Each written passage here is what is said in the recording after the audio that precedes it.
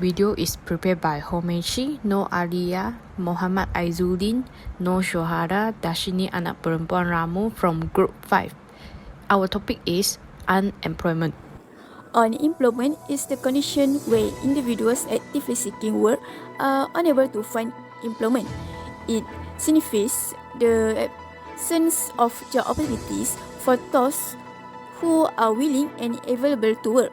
Unemployment can occur due to economic downturn, technological advancement, globalization, and change in industries. It has adverse effects on individuals and the overall economy, leading to financial instability, reducing living standard, and psychological distress. Government and policymakers implement measures such as job creation initiatives, skill training programs, and policy reforms to address unemployment and promote economic stability. The goal is to provide individuals with access to suitable employment and mitigate the negative consequences of joblessness. What are the causes of unemployment? There are 5 causes of unemployment.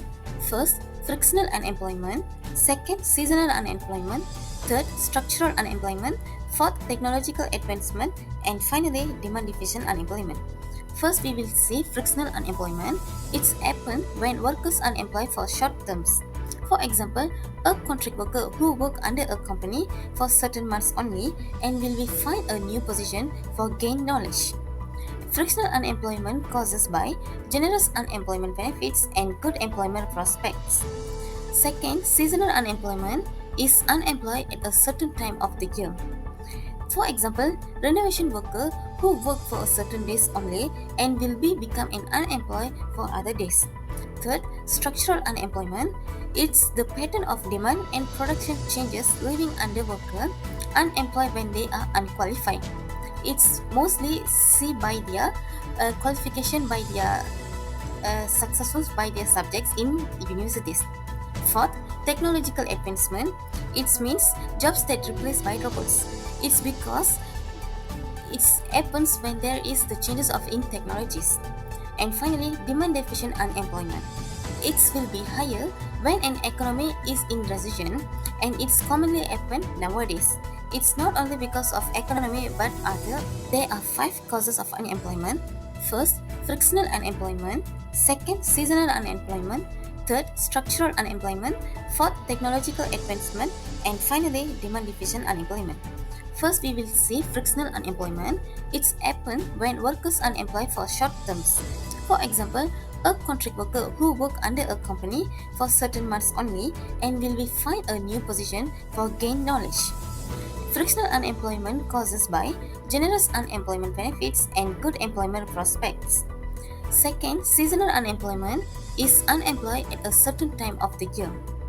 For example, renovation worker who work for a certain days only and will be become an unemployed for other days. Third, structural unemployment. It's the pattern of demand and production changes leaving under worker unemployed when they are unqualified. It's mostly seen by their qualification by their successful by their subjects in universities. Unemployment can spread around the area and have a negative impact on the community. One of them is unemployment, which leads to oppression and exploitation. Unemployment in society will result in surplus labor in the economy. Under this understanding, workers are willing to work for minimum wage even in long working hours. In fact, workers will always be under the threat of losing their jobs.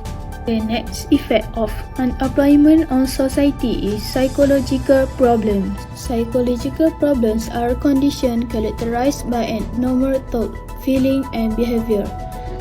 Studies show that more than 40% of unemployed individuals suffer psychological distress.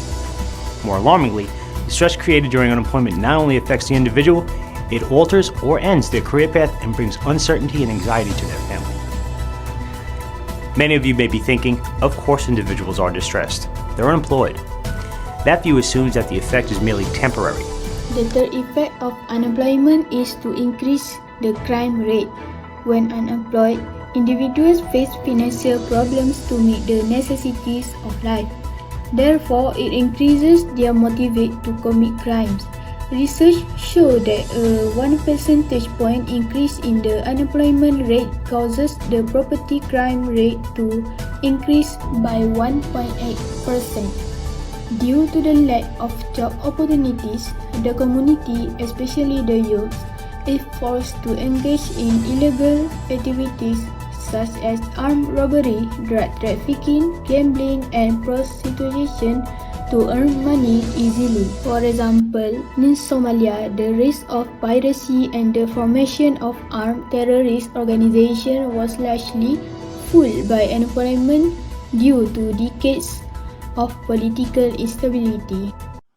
To understand how unemployment affects the economy in Malaysia, first, we need to understand how unemployment affects the economy in the first place. The relationship between economic growth and unemployment shows that there is a high correlation between the economic growth rate and the decrease in unemployment rates. An increase in the growth rate increase the employment rate or decrease the unemployment rate. The relationship between economic growth and unemployment has been studied experimentally in the economic literature based on what is known as the Ocon law, which shows that there is an inversely proportional relationship between the change in the growth rate, gross domestic product, GDP, and the change in the unemployment rate. Ocon has succeeded to show that there is a reciprocal correlation between unemployment and economic growth. He found that if unemployment decreased by 1%, then this would be due to an increase in the real gross domestic product or GDP by 3% and vice versa. And when an increase in the RGDP occurs, an increase in employment is achieved. So when unemployment rate in Malaysia increase or decrease, the RGDP decrease or increase respectively. For the solutions of unemployment, first, employees should not only focus on their salary, especially fresh graduate. I think the three critical skills again comes down to very simple basic things but are very important. Communication, self-confidence, and also having experience while you're studying. The most important is not the salary, it's the experience. Because once you get good experience, the salary follows. And sometimes if you chase high salaries, there are a lot of other things also, longer working hours, a lot of stress. So we tell the students, don't just look at the monetary element. Because the employers can throw a lot of money at you, but behind that, there's a lot of other things that go with it also. The second solution is government can improve the subsidies to recover the labour market. In the budget, 2023 has allocated at least 99.7 billion to cover the labour market ecosystem from end to end, including labour supply, the job market, and labour demand. The budget is expected to enhance labour supply through empowering focus groups such as B40 and 40, women and youth with 18.6 billion. In addition, the labour demand component is focused on creating jobs for the people through direct and indirect measures that are worth at least around 80.9 billion. Finally, measures to strengthen the job market and boost employment are set to cost around 208 million. The third solution is change in the education system. There is a need to change the present education system. It should emphasize vocational education rather than imparting static knowledge, because nowadays all sectors focus more on the experience having by the employee during interview section instead of their achievement in academic.